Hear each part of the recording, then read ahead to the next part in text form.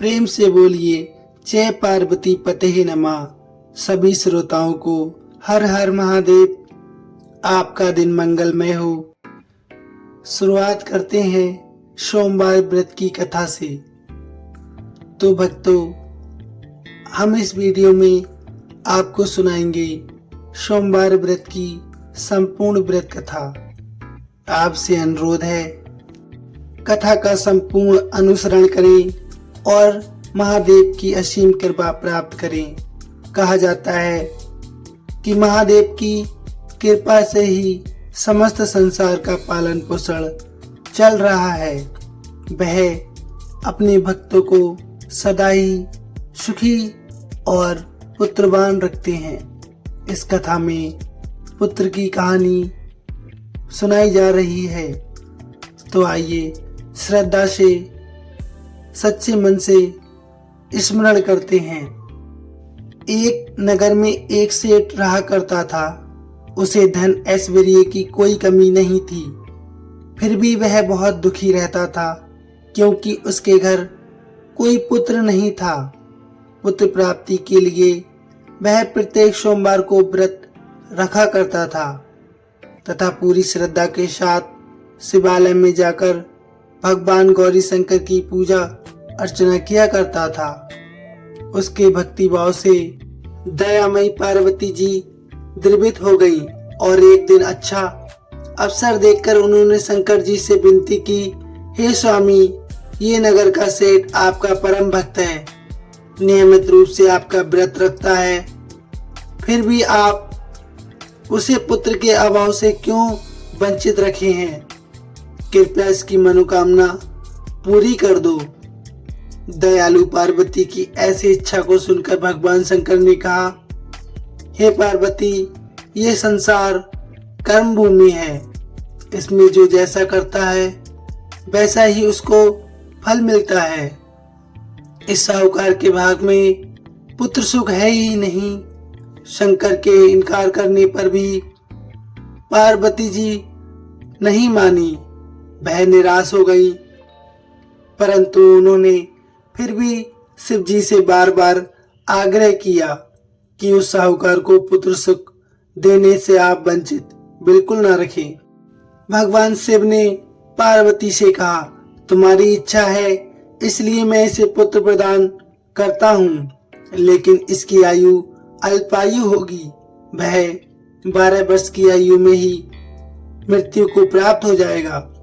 संयोग से नगर सेठ गौरी शंकर संवाद सुन रहा था। समय आने पर नगर सेठ को सर्व सुख संपन्न पुत्र रत्न की प्राप्ति हुई। सब और खुशियां मनाई गईं।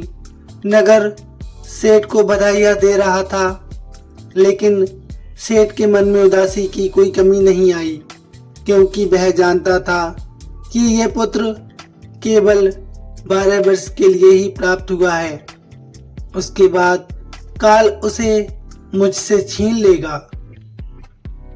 इतने पर भी सेठ ने सोमवार का व्रत और गौरी शंकर का पूजन हवन यथाविधि पहले की तरह ही जारी रखा। जब बालक 11 वर्ष का हो गया तो वह पूर्ण युवा जैसा लगने लगा। फलतः सभी चाहने लगे कि उसका विवाह कर दिया जाए। नगर सेठानी का भी यही आग्रह था, किंतु सेठ पुत्र के विवाह को तैयार नहीं हुआ। उसने अपने साले को बुलवाकर आदेश दिया कि वह पर्याप्त धन लेकर पुत्र सहित काशी के लिए जाए और रास्ते में भजन दान दक्षिणा देता हुआ काशी पहुंचकर सर्व विद्या में पूर्ण बनाने का प्रयास करे। मामा भांजे काशी के लिए रवाना हुए। हर पड़ाव पर वे यज्ञ करते, ब्राह्मणों को भोजन करवाते और दान दक्षिणा देकर दीनहीनों को संतुष्ट करते। इसी प्रकार वह काशी की ओर बढ़ रहे थे कि एक नगर में उनका पड़ाव पड़ा था और उस दिन उस नगर के राजा की कन्या का विवाह था। बारात आ चुकी थी, किंतु वर पक्ष वाले बहुत भयभीत थे, क्योंकि उनका वर एक आंख से काना था। उन्हें एक सुंदर युवक की आवश्यकता थी। गुप्तचरों से राजा को जब सेठ के पुत्र के रूप की गुण की चर्चा का पता लगा तो उन्होंने विवाह के पूरा होने तक लड़का यदि दूल्हा बना रहेगा तो वह उन दोनों को बहुत सारा धन देंगे, उनका एहसान भी मानेंगे। नगर सेठ का लड़का इस बात के लिए राजी हो गया। कन्या पक्ष के लोगों ने राजा की पुत्री के भाग्य की बहुत सराहना की कि उसे बहुत सुंदर वर मिला है। जब सेठ का पुत्र विदा होने लगा तो उसने राजा की पुत्री की चुनरी पर लिख दिया कि तुम्हारा विवाह मेरे साथ हुआ है। मैं राजा का लड़का नहीं, एक नगर का सेठ का पुत्र हूँ और विद्या अध्ययन के लिए काशी जा रहा हूँ। राजा का लड़का तो काना है। राजा की लड़की ने अपनी चुनरी पर कुछ लिखा हुआ देखा तो उसे पढ़ा और विदा के समय काने लड़के के साथ जाने से इनकार कर दिया। फलतः राजा की बारात खाली हाथ लौट गई। नगर सेठ का पुत्र काशी जाकर पूरी श्रद्धा और भक्ति से अध्ययन में जुट गया। उसके मामा ने यज्ञ और दान पुण्य का काम भी जारी रखा। जिस दिन लड़का पूरे 12 वर्ष का हो गया उस दिन भी और दिनों की तरह उन्होंने यज्ञ आदि करते रहे। तभी उसकी तबीयत खराब हुई। वह भवन के अंदर ही कमरे में आकर लेट गया। थोड़ी देर में मामा पूजन करने को उसे लेने आया तो उसे मरा देखा। उसे अत्यंत दुख हुआ और वह बेहोश हो गया। जब उसे होश आया तो उसने सोचा कि यदि मैं रोया चिल्लाया तो पूजन में विघ्न पड़ेगा, ब्राह्मण लोग भोजन त्याग कर चले जाएंगे। अतः उसने धैर्य धारण कर समस्त कार्य निपटाया और उसके बाद जो उसने रोना शुरू किया तो उसे सुनकर सभी के हृदय विदीर्ण हो गए। सौभाग्य से उसी समय उसी रास्ते से गौरी शंकर जा रहे थे। गौरी के कानों में भय करुण पुकार जब पड़ी तो उनका हृदय करुणा से भर गया।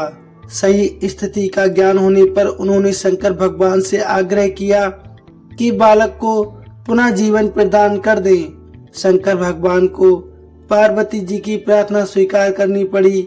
नगर सेठ का इकलौता लाल पुनः जीवित हो गया। शिक्षा समाप्त हो चुकी थी। मामा भांजे दोनों अपने नगर के लिए वापस हो गए। रास्ते में पहले की तरह दान दक्षिणा देते हुए उसी नगर में पहुंचे जहां राजा की कन्या के साथ लड़के का विवाह हुआ था। तो ससुर ने लड़के को पहचान लिया।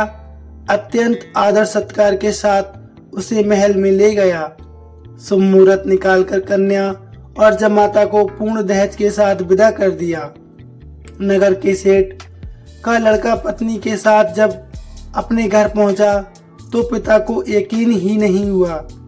लड़के के माता पिता अपनी हवेली की छत पर चढ़े बैठे थे। उनकी प्रतिज्ञा थी कि वहां से तभी उतरेंगे जब उनका लड़का स्वयं अपने हाथों से उन्हें नीचे उतारेगा, वरना ऊपर से ही छलांग लगाकर आत्महत्या कर लेंगे।